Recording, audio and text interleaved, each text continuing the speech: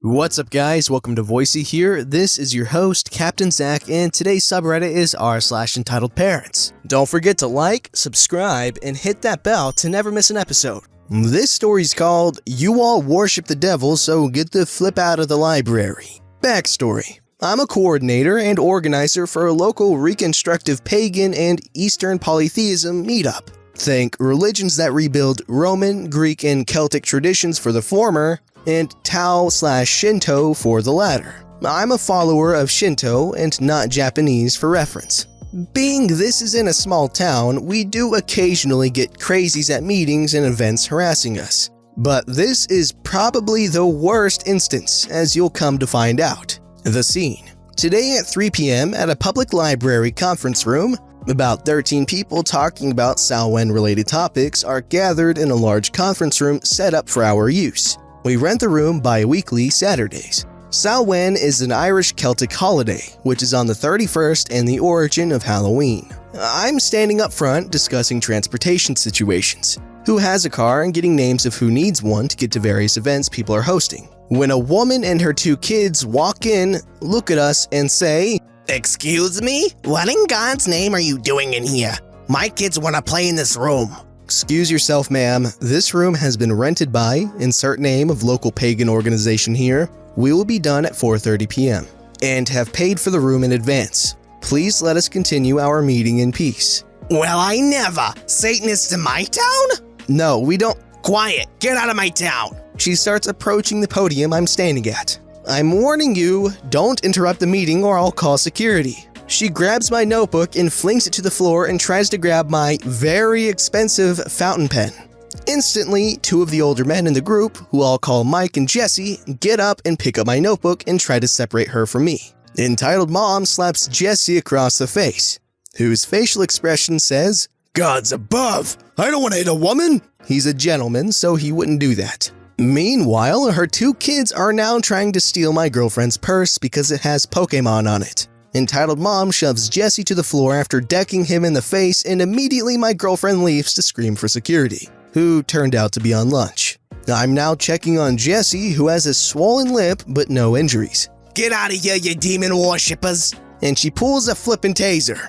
Immediately, our group leader, a woman named Hannah, has had enough. She has already called the cops and texted her cousin, who's a deputy, and yells, "Quiet!" Everyone stops what they're doing, other than Entitled Mom's kids, who have burst into tears and are whimpering. You, take your 2 goblins and get the flippity-doo-dah out of my meeting right now. And she has begun shoving Entitled Mom towards the door. A feat which in and of itself still astonishes me, as Hannah is about 32 years old, 135 pounds, and 5'3", part Filipino and incredibly friendly looking. But she's gone into full tilt bench mode and is pushing what looks to be a late 30s woman who's at least twice as heavy as her out of the conference room.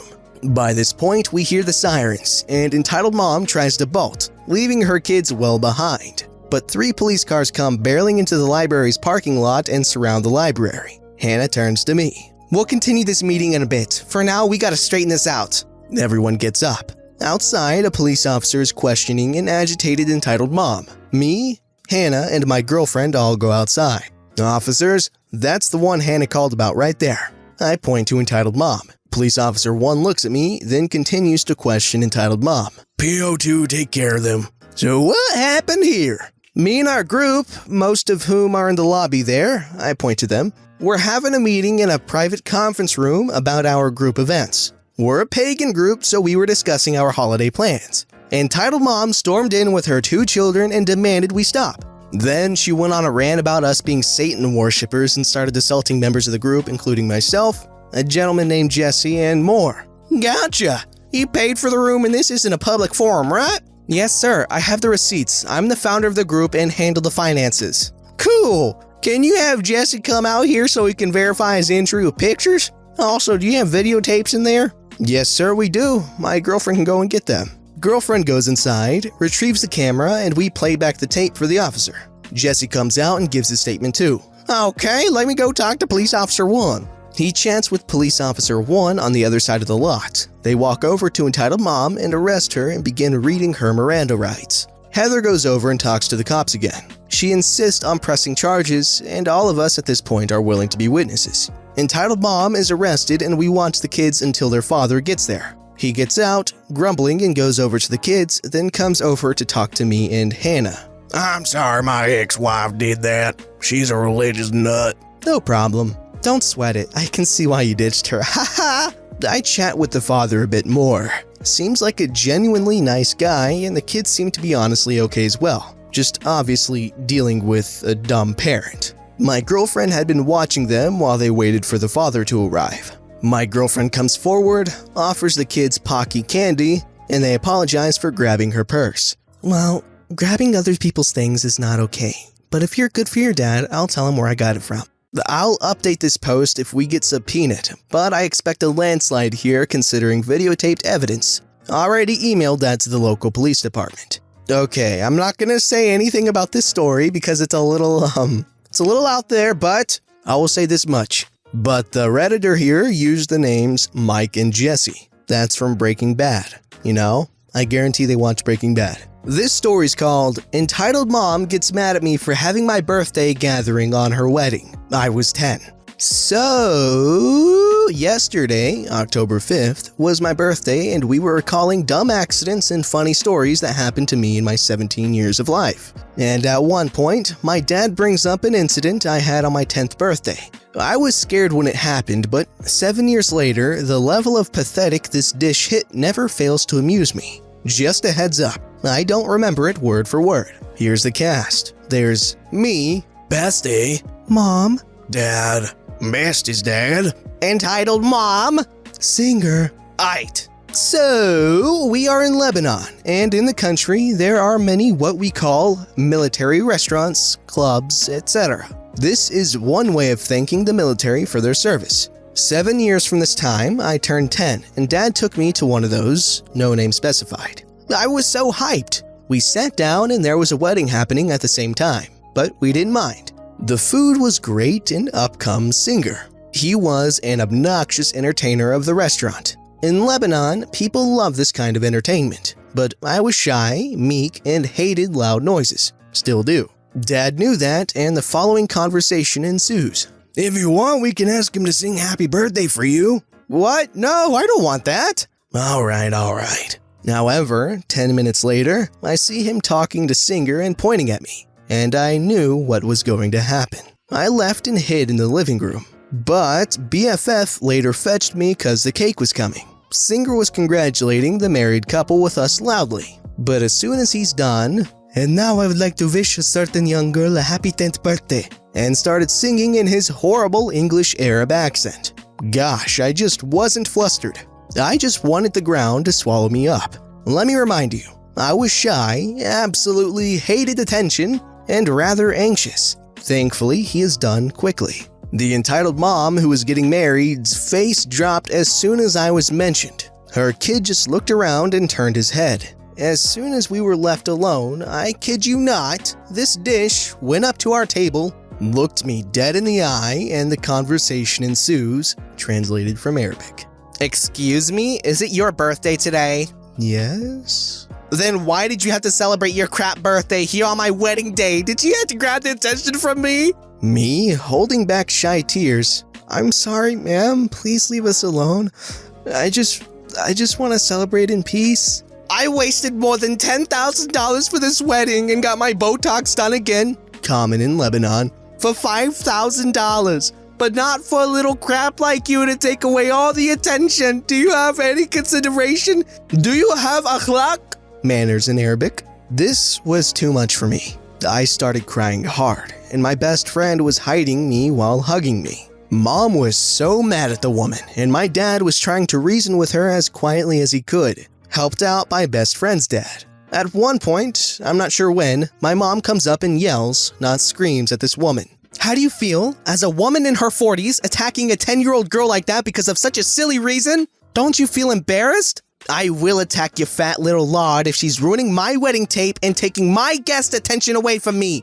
I was chubby back then, and this was a huge insecurity for me. I'm not sure how the rest goes, but at one point, I think she F's off. The sub-manager of the restaurant heard about the incident and offered me and my best friend free tiramisu. which we obviously accepted. When we left, I recall being mad at Dad for telling Singer about the ongoing birthday gathering. Mom understood my anxiety issues and crap and told me he didn't mean anything bad by it. He just thought I'd be flattered because most girls here would be. I was obviously not flattered by this Barbie ripoff attacking me because I was born on the day she chose to celebrate her second wedding. Wow, okay, that was a pretty good story, and I feel really bad for that kid. Oh man, okay, yeah, I hope that woman's second wedding didn't last very long. Who knows, she might be on her fourth by now. Actually, Botox doesn't age too well, so. This story's called, My Daughter is an Entitled Parent. I thought I would share a bit about some of the things my daughter has said/done over time. These are just a few examples. However, I felt it would fit in here and maybe give someone a smile. A little bit of background. The great state of California decided in their infinite wisdom to grant custody of my daughter to her mother, who had just gotten out of drug rehab, had no job, just moved back in with her mom, and was pregnant with someone else's kid, instead of me, who had my own apartment, a full-time job, benefits, no drug or alcohol issues, etc. My ex taught my daughter through example and specifically how to get as much from other people as possible without having to work at all. Example 1. Until recently, I had kept a cell phone for my daughter on my plan to help her a bit, and to ensure I could always call her when I needed to. This exchange takes place over text. Hey Dad, I tried a text number to donate money to whatever natural disaster had happened, but it won't let me. It tells me that premium SMS was blocked. That's right, I don't want those things to end up on my bill. If you want to donate, there is an address you can send your money. But I just want to be able to text my donation to help those people out. But if you texted them the donation, I would be paying the bill, not you. So you wouldn't be donating anything. I would be. No, because I would be the one texting, so I would be the one donating. It doesn't matter who would be paying the bill. Please, it will make me feel so much better about myself that I'm helping them out. How do you not understand this? For you to help them out, you need to send them money. If you text them, I'm sending them money, not you. You don't get to feel better on my dime.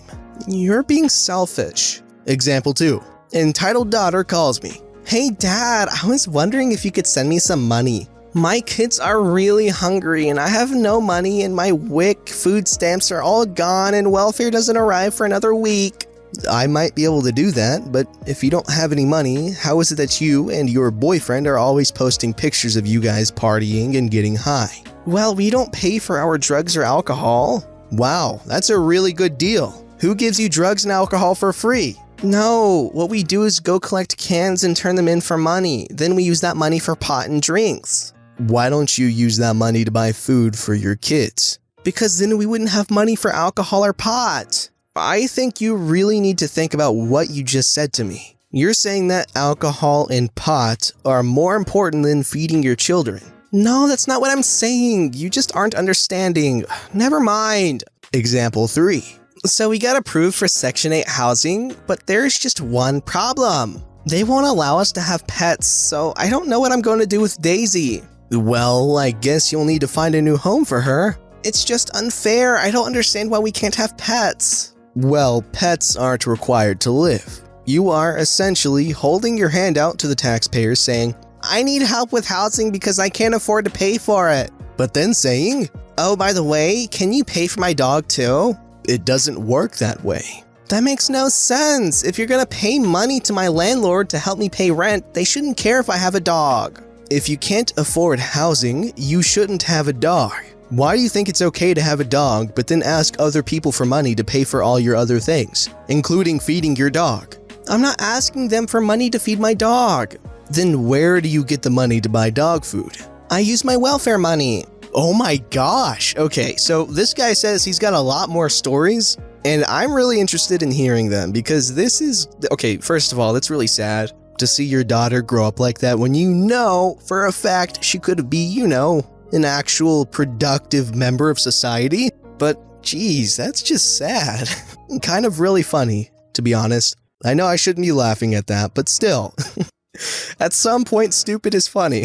This story's called Entitled Mom Blames Me for $1,000 plus damages at Curry's PC World. A little lore about me. I absolutely hate any kind of confrontation, and if I fall into any, I will completely freak out. I personally hate kids, ironic since I'm 16. They have been at the forefront of so many bad experiences that I could quite easily speak all day about. Story time. Okay, so we were at Curry's PC World in search of a new TV for my grandparents, and I decided I was going to look for PC parts, which they have none of. They only had pre-builts. I thought, since we're going to be a while, I might as well try and get the high score on the Unreal Engine demo game. This is where things get interesting. I felt a tap on my shoulder by the entitled mom's kid asking if they could play. I jerked away from him since his hands were pure caramel, as sticky as can be. I then explained that I was using this computer and that many others were free. This didn't repel him from asking again though. Frustration grew as I continued to explain my point. I then decided to ignore him in the hopes that he'd go away, but he, in turn, raised his voice to gain attention from the parent. Given 10 seconds, the parent violently spun my chair towards him, almost knocking the kid out of the way. He was a strange-looking bloke, one you typically see on criminals caught on camera. This was probably down to some sort of drug use, however. All I heard was a dark, gravelly voice saying, "Get out of the chair." I frantically spun myself back round to the computer, knowing there's nothing he can do that's bad enough without attracting the attention of workers. He, however, did not think as logically as that. He tried grabbing the keyboard from my grasp, but I didn't insist on letting it go. He eventually got the best of me and it fell out of my hands. However, due to the momentum of his pull, the keyboard went straight into the glass panel of the tower beside me. My heart sunk. What on earth just happened? Am I really here? I was really questioning myself if this was truly reality. A shocked worker looked over at the time of the smashing, only hearing what could be described as a glass panel smashing, only seeing the keyboard wedged in the PC. We're taken behind the scenes to be questioned on what happened while the mess was cleared. The entitled mom landed all the blame on me for harassing the kid and smashing the PC. While that couldn't have been further from the truth, it was my word against theirs. The PC must have been worth over $1,000, and the inconsiderate druggie has put it all on me. I'm only hoping the CCTV caught this and can avenge me. I'll keep you all updated on what happens. Update! Whoa, feels like today has lasted forever. Shortly after I posted this, the security team got back to me with the sufficient CCTV and a few people came up as witnesses to back me up, which made me feel so much better about myself. However, the entitled dad went off on an absolute temper tantrum at them, saying it was faked and the witnesses were only on my side since I'm still a kid, which is completely absurd. At the end of it all, he's been fined $1,199 and has to make a written apology to me. On top of that, I believe he has been banned from all Curry's PC worlds in the area. Okay, my question is, was it a mom or was it a dad? Because he's kind of flip-flopped a little bit. But anyway, that was some justice. The guy was fined, or the girl, whichever. The author seems to be unable to pick, but yeah. Don't forget to like, subscribe, and hit that bell to never miss an episode.